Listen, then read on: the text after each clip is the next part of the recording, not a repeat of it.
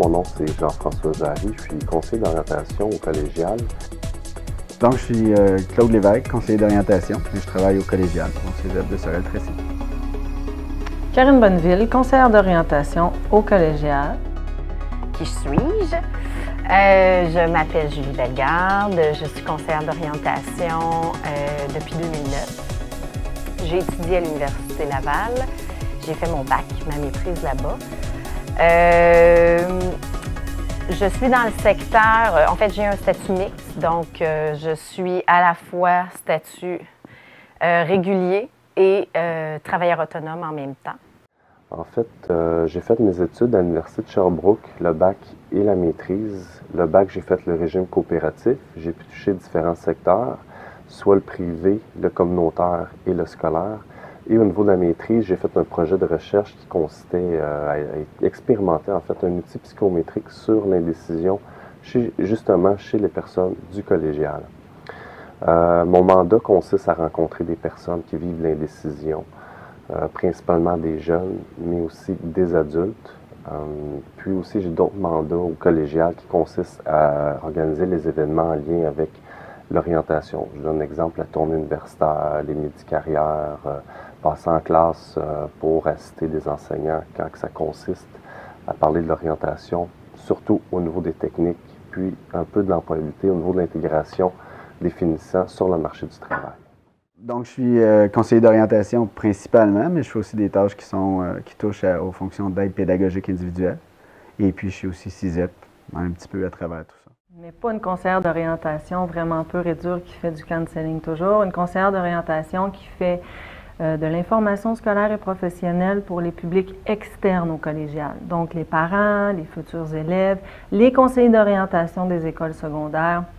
J'informe tous ces gens-là par des ateliers, par des kiosques dans les écoles secondaires, par les journées portes ouvertes, par la journée destinée aux responsables du développement de carrière et par téléphone, courriel. Donc, je suis l'agent qui permet aux gens de mieux connaître les particularités des programmes dans le cégep dans lequel je travaille. Donc, principalement de l'information scolaire et professionnelle au collégial. Mais vu que j'étais seulement 3 jours réguliers, je trouvais que c'était un peu triste de travailler seulement 3 jours. Alors, j'ai commencé à travailler à mon compte comme travailleur autonome, en quelque sorte, comme conseillère d'orientation. Et j'ai offert mes services auprès d'une compagnie d'assurance où j'y travaille comme conseillère en emploi. Et je suis aussi à la fois pigiste à l'Université de Montréal, 2 jours par semaine, sans compter les soirs où je peux pratiquer à mon compte de temps à autre, tout dépendant des demandes.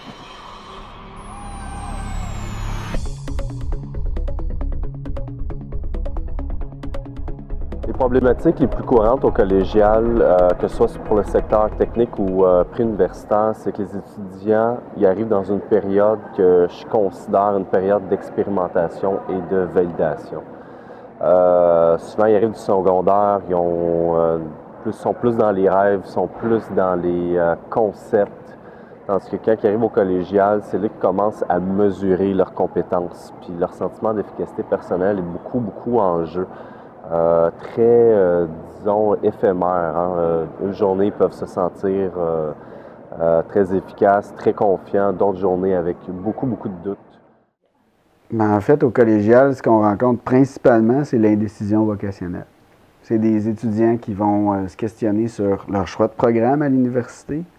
On a beaucoup d'étudiants qui vont re-questionner leur choix de programme qu'ils ont fait au collégial aussi. Juste pour donner une ordre de grandeur, il y a près de 40% des étudiants qui vont changer de programme dans leur parcours collégial. Donc, ces étudiants-là viennent nous voir pour qu'on les aide à trouver un sens à leur projet scolaire, pour qu'ils retrouvent la motivation, qu'ils retrouvent l'intérêt pour les études. Bien, moi, mes problématiques que je rencontre au secteur collégial sont différentes de mes collègues. Je ne fais pas d'orientation pure, je fais principalement de l'information scolaire et professionnelle. Donc, je dois m'assurer que l'information que je donne, elle est précise, juste et claire au moment que je la donne. Surtout que moi, je vois les gens une fois, tout simplement. Donc, je dois m'assurer d'être à jour constamment en information scolaire professionnelle, autant au niveau collégial qu'au niveau universitaire. Alors, au secteur universitaire, les problématiques qu'on rencontre, c'est beaucoup relié à l'indécision. C'est beaucoup relié aussi à l'anxiété. C'est souvent le cas des élèves que l'on rencontre qui sont soit en fait confrontés à une difficulté à prendre position par rapport à leur choix de carrière, ou tout simplement c'est des gens qui ont été refusés et qui doivent évidemment pallier à cette nouvelle-là.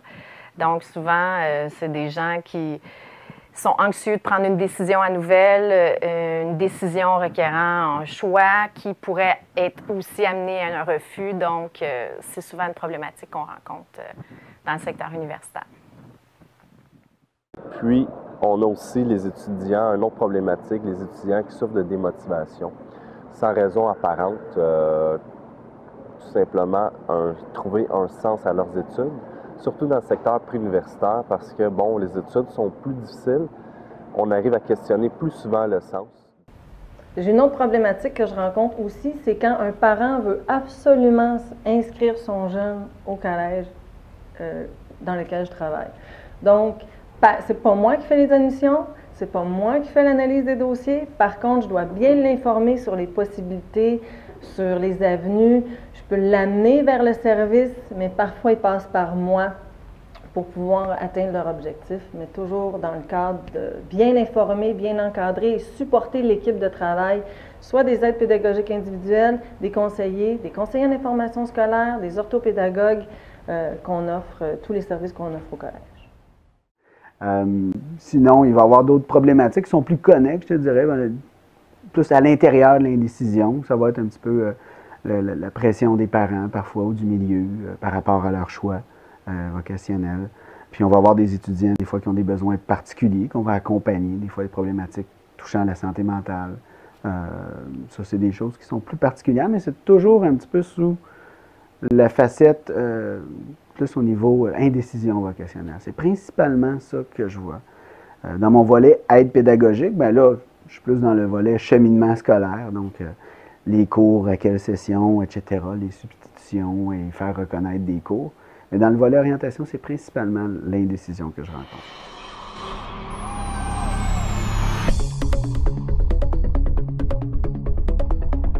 Bien, moi, en fait, je travaille aux communications, au collège où je suis embauchée. Donc, je fais les sorties. Je réponds au téléphone et par courriel aux parents, aux étudiants et des fois même aux grands-parents. Donc, je dois m'assurer d'être constamment à l'écoute, vigilante, présente et très, très, très précise dans l'information que je donne. Ben, en fait, moi, je travaille beaucoup en lien avec la DVP, là, qui est une vieille façon de faire, mais avec laquelle je me sens à l'aise. Je regarde beaucoup avec eux le volet connaissance de soi, puis le volet aussi qui est connaissance des programmes de formation, puis connaissance des emplois que ces programmes-là donnent. Je les implique, je leur fais faire des démarches de recherche. C'est leur démarche. J'essaie le plus possible de les aider à trouver des bonnes façons pour prendre une décision qui leur convient à eux. Je les accompagne là-dedans. En fait, je les questionne, je les confronte aussi à travers leur... je veux dire, il y a des choses qui se contredisent parfois. Des fois, ils ont des choses irréalistes. Donc, je me sers de mes qualités d'intervenant pour les amener à voir d'autres angles un petit peu de ce qu'ils vivent. Mais beaucoup la connaissance de soi, ce qui n'est pas toujours facile, même si on est au collégial. Les intérêts, bon, c'est les classiques en orientation, là, mais souvent les étudiants ont besoin un peu d'aide pour trouver des choses. Après en avoir nommé un ou deux, souvent, c'est plus difficile. Donc, on essaie un petit peu d'améliorer ce volet-là, d'améliorer aussi le volet connaissance des programmes, puis connaissance des emplois. Puis l'idée, après ça, c'est de trouver des choix qui sont cohérents pour l'étudiant, qui correspondent à qui ils sont, à leurs aspirations puis à leurs forces. Puis après ça, on tombe plus dans ce qui est le plan d'action. À ce moment-là, c'est plus de regarder bien où ça s'offre, c'est quoi les préalables que ça prend. Plus, moi, j'appelle ça les facteurs de réalité, là. J'ai-tu les notes pour être admis dans ce programme-là, etc. C'est quoi le plan A, le plan B, le plan C? Qu'est-ce que je fais dans chaque voie? C'est beaucoup sous cet angle-là que j'aborde ça avec eux. Idéalement, au début, c'est vraiment de bien clarifier le rôle et les attentes. Souvent, les étudiants y arrivent, nous rencontrent, puis justement, vu qu'ils sont dans une période d'expérimentation ou de validation, ce qu'ils recherchent, c'est de l'approbation. Ils viennent voir le conseil d'orientation pour dire « est-ce que ça colle à moi? » Finalement, ils vont chercher le jugement des autres, tandis que ce qui est important, nous, on veut les amener à avoir leur propre impression, leur propre idée, leur propre questionnement, leur propre découverte, leur propre vécu pour qu'ils puissent faire un choix beaucoup plus consciencieux. Des fois, il y a des étudiants qui ont de la difficulté à nommer un peu leurs besoins. Donc, c'est pas clair pour eux autres. Ils veulent juste une information, ils veulent vraiment avoir une aide en orientation. Donc, on essaie de clarifier ça avec eux. Il y en a qui vont venir me voir purement aussi pour l'information scolaire. Donc, le préalable, la cotère que ça prend, ce genre de problématiques-là. Mais principalement, c'est comme ça que j'interviens avec eux. Je fais des rencontres. Des fois, ça dure 2 rencontres. Des processus, des fois, c'est 2 rencontres. Des fois, 3, 4. Ça dépend de ce que l'étudiant, comment il chemine dans ça, puis comment il arrive à identifier des choix là, avec moi pour un petit peu pour que ce soit encourageant pour lui de continuer son parcours, là. Parce que c'est souvent ça l'idée, hein? Ils viennent me voir parce qu'ils sont démotivés. Souvent, ils ne trouvent pas la motivation à venir à leur cours parce que ça ne les intéresse pas beaucoup. Donc, moi, mon travail, c'est j'essaie de leur donner du sens avec un choix plus éclairé pour qu'ils puissent persévérer puis diplômer éventuellement, puis aller travailler dans un domaine qui les intéresse. L'intervention dépend beaucoup de notre style d'approche. Donc, ça va de soi que, tout dépendant de l'approche que l'on priorise d'un point de vue personnel, notre approche va être différente. Moi, je priorise une approche systémique, donc c'est sûr et certain que je tiens compte beaucoup de l'environnement social, de l'environnement familial, du fonctionnement psychologique d'une personne pour évaluer ses besoins. Donc, c'est sûr qu'au départ, il y a une évaluation de besoins et puis en fonction de la gravité de la problématique, je peux utiliser évidemment des outils plus de counseling, donc plus tournés vers, évidemment, une intervention axée sur la problématique. Donc, la problématique, si elle est reliée à l'anxiété, bien évidemment, on va évaluer là où ça se trouve, comment ça se produit, quel genre d'effet cette problématique-là a sur, en fait, son choix de carrière. Et puis, en fonction de ça, bien évidemment, il y a différentes étapes. Ça peut être une référence si effectivement l'enjeu est trop psychologique, puis qu'à ce moment-là, je peux pas m'occuper de ce problème-là. Parce qu'évidemment, un conseil d'orientation n'est pas là pour gratter des bobos, il est là pour exposer un peu la réalité et puis exposer l'enjeu de l'anxiété dans la décision du choix de carrière. Donc, ça va de soi qu'en fonction de la problématique, si c'est une anxiété qui est sévère et qui empêche en fait l'élève ou l'étudiant à choisir une carrière, ça va de soi qu'il va y avoir peut-être un processus de référence. Si toutefois l'enjeu est plus circonstanciel parce que c'est relié justement à un refus et qu'il y a des doutes qui habitent la personne, bien, ça va de soi que là, on va plus démystifier comment le doute finalement réduit la personne au niveau de l'estime et l'empêche en fait d'avoir confiance dans ses décisions. Donc là, évidemment, il va y avoir tout un transfert sur comment elle réagit dans la vie, comment elle réagit au quotidien face à ses décisions. Ça peut être concernant à la fois ses sorties, ses activités, ses envies, évidemment, ses besoins. Donc là, évidemment, il y a plus une analyse en profondeur de la problématique du doute et puis de la problématique de la difficulté à prendre une décision.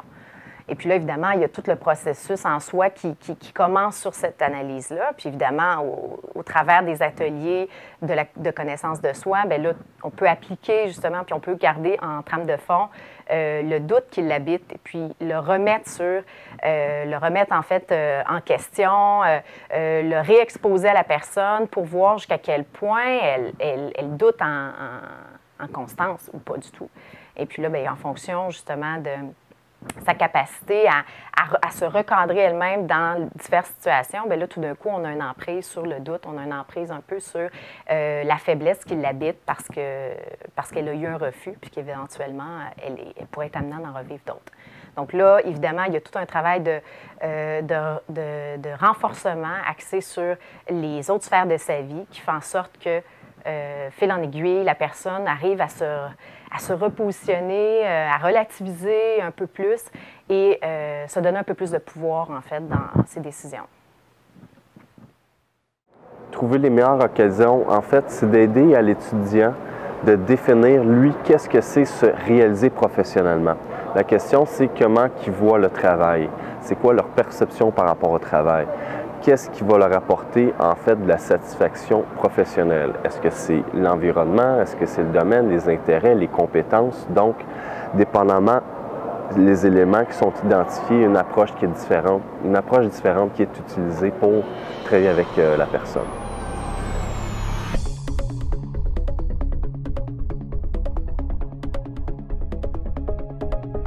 Dans le cadre de mes interventions avec les étudiants, c'est beaucoup faible capacité d'introspection. C'est souvent pas facile pour eux autres de nommer leurs intérêts, puis réfléchir vraiment c'est quoi leurs valeurs, etc. Souvent, c'est difficile pour eux autres. On a besoin de faire quelques exercices pour arriver à quelque chose. Sinon, ben c'est des gens qui sont plus de type... puis quand je dis difficulté, c'est pas difficultés là, qui sont épouvantables, c'est plus des dynamiques dans la relation d'aide avec lesquelles probablement moi je suis moins à l'aise, ou en tout cas que ça fit moins avec ma dynamique, je ne sais pas. Il y a des personnes qui vont vraiment avoir des personnalités plus insécures, qui vont demeurer beaucoup dans l'indécision. Puis que ça va être difficile un petit peu de les amener vers des choix, puis de trouver le côté rationnel. Il n'y a rien comme pour les rassurer. Ça, c'est des choses qui demandent plus de rencontres pour vraiment arriver souvent à sécuriser la personne. C'est pas rare de voir des étudiants avoir de la difficulté à dire c'est quoi la différence entre un DEC préuniversitaire et un DEC technique. Un bac, une mineure, une majeure, une maîtrise, un doctorat, combien de temps que ça prend. Donc, puis surtout des concepts, par exemple, on pense encore qu'il y a une grande réputation au niveau des universités par rapport à certains domaines. Juste au niveau des salaires, il y en a qui vont dire, bon, mais un salaire de 150 000, c'est un salaire un salaire initial à lequel ils aspirent sur le marché du travail. Ils pensent que, bon, donc c'est vraiment là de mesurer avec eux, par exemple, par rapport au salaire, le pouvoir d'achat. Un désillusionnement aussi, il arrive, puis finalement, c'est pas nécessairement ce qu'ils pensaient, le collégial ou les professions ou le marché du travail. Parfois, c'est d'avoir un client qui veut pas... c'est pas un client, en fait. C'est une personne, parce que moi, je rencontre pas de clients, on va recadrer. Mais c'est une personne qui veut que je la convainque absolument de venir au cégep dans lequel je travaille. Mon objectif à moi n'est pas de la convaincre, mais bien de l'informer et de lui faire mieux comprendre nos particularités, tout simplement, pour qu'elle puisse faire un choix éclairé au niveau de l'information scolaire et professionnelle. Bonne question. Alors, les difficultés que je peux rencontrer dans mon intervention, je pense que c'est l'absence de se visualiser, tu sais, la difficulté de se projeter dans une carrière ou dans un métier en particulier. Je pense que c'est une problématique qu'on rencontre souvent. C'est clair qu'il faut les mettre en situation d'action parce qu'à ce moment-là, on reste un peu on fait du surplace. On arrive difficilement à trouver d'autres moyens. Si la personne n'a pas assez confiance dans sa perception, dans ses capacités, c'est sûr et certain que de la mettre en action, c'est une des façons qu'on peut résoudre ce problème-là. Donc, souvent, c'est d'aller explorer, d'aller faire des observations au milieu de travail, d'aller rencontrer des gens qui vont, en quelque sorte, lui permettre de s'imaginer davantage en emploi. Parce que, tu sais, c'est beau de parler d'une réalité, d'un métier, mais quand on n'a pas les deux pieds dedans ou quand on n'est pas dans l'expérience, c'est dur de valider un choix de carrière. Ensuite, en termes de problématiques, si je ne parle pas de l'intervention, ce que moi je trouve qui est souvent une problématique, c'est la méconnaissance du rôle de conseiller d'orientation dans une école, que ce soit auprès des collègues, que ce soit auprès des directions. Les gens ne sont pas nécessairement au fait de ce qu'on fait. Souvent, ils ont l'impression qu'on fait un test, on donne des résultats, parce que des fois, c'est ce qu'ils ont connu. Souvent, ils nous voient, tu sais, on travaille beaucoup de la porte fermée à rencontrer les étudiants. Des fois, ils n'ont comme pas l'impression nécessairement qu'on apporte quelque chose au milieu scolaire. Ça, je te dirais, c'est une problématique que je vis plus, que c'est pas nécessairement en lien avec l'intervention en tant que telle. Sinon, ben, tu sais, des grandes problématiques, tu sais, c'est un peu ça. Je ne vois pas rien de majeur. Tu sais, c'est sûr que oui, des fois, on rencontre des dynamiques, des personnalités qui sont particulières, des problématiques de santé mentale avec lesquelles on est moins familier. Mais je ne vois pas ça comme une problématique. L'idée, c'est qu'on pioche un peu plus pour trouver les bonnes interventions puis trouver les bonnes choses à faire. Tu sais, ça résume à peu près là, ce que moi je vis là, comme problématique.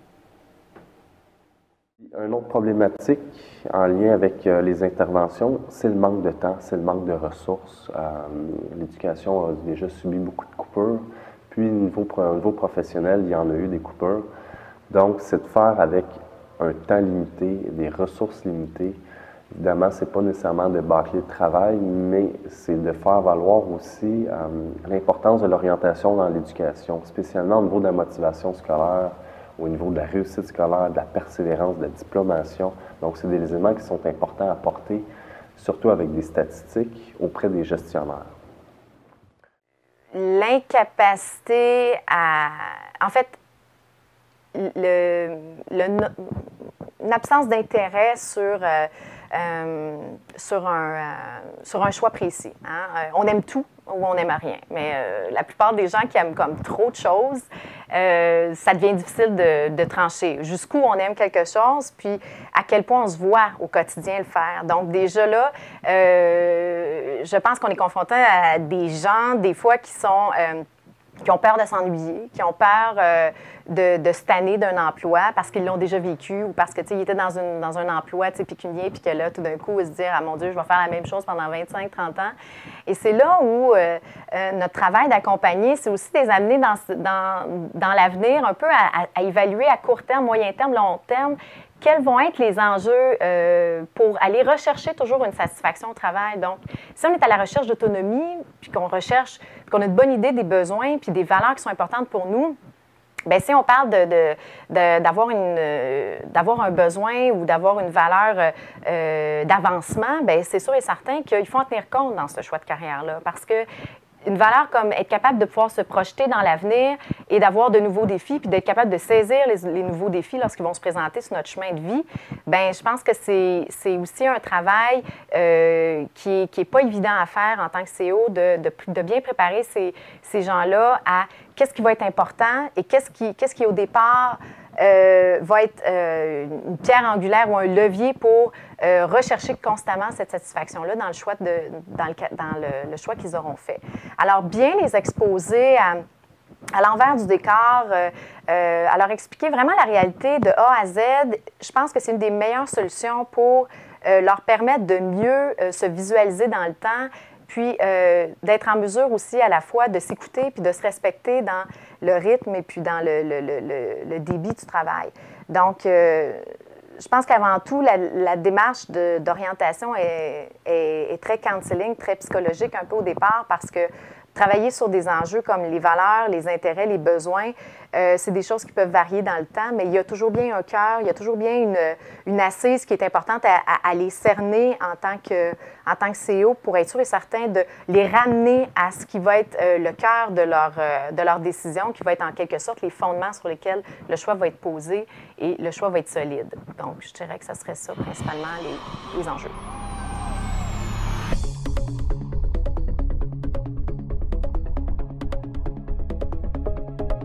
Les conseils, en fait, d'aller comme conseiller d'orientation, il ne faut pas nécessairement avoir de très grandes attentes de voir le résultat de nos interventions. On en a, mais évidemment, des fois, on va faire des choses, des processus qui vont peut-être porter dans 1 an, 2 ans, 3 ans. Il n'y a rien qui nous dit qu'on va avoir des échos de ce que ça a donné, notre travail. Ça, c'est très fréquent. Puis des fois, on fait des processus de 4-5 rencontres avec quelqu'un, on arrive à un choix, etc.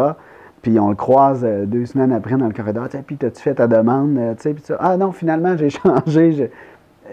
Ça fait partie de la game, de l'intervention. Mais en tout cas, je trouve qu'en orientation, c'est encore plus important parce qu'on n'a pas de résultat. Des fois, on a l'impression d'avoir un résultat, mais ça n'arrivera pas.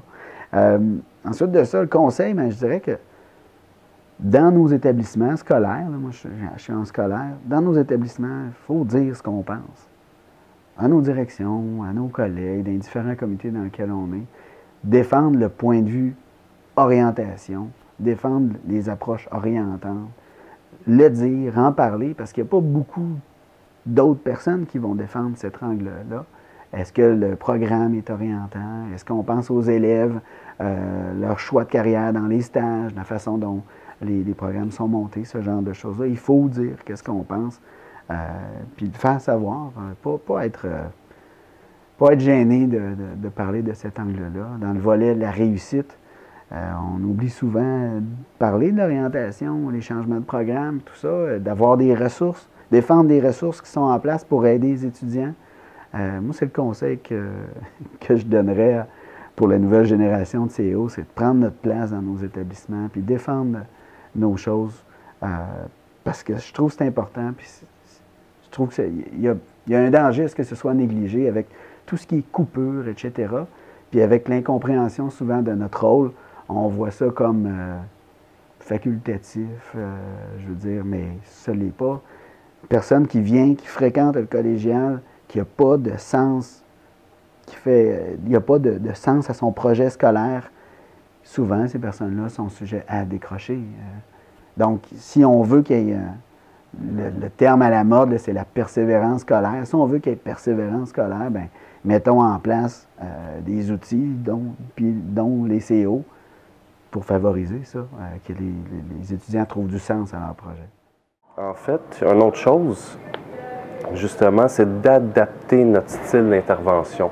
Comme j'avais dit auparavant, quelqu'un de sensitif ou quelqu'un d'intuition, c'est justement d'adapter notre style, c'est d'embarquer dans le champ de l'étudiant, utiliser son langage, trouver un terrain commun pour pouvoir bien cerner les besoins, les éléments à considérer dans le processus d'orientation. Les avis et ou conseils que je donnerais aux futurs diplômés, soit du baccalauréat et ou de la maîtrise. Premièrement, dans mon secteur d'activité qui est principalement relié à l'information scolaire et professionnelle et aux communications et à la promotion, toujours avoir la pensée professionnelle éthique. On n'est pas là pour vendre, on est là pour informer, faire découvrir et être précis. Être toujours à l'affût des changements dans les préalables, donc d'être vraiment à jour en information scolaire et professionnelle. D'ailleurs, c'est ce qui peut avoir un gros impact sur les choix des gens.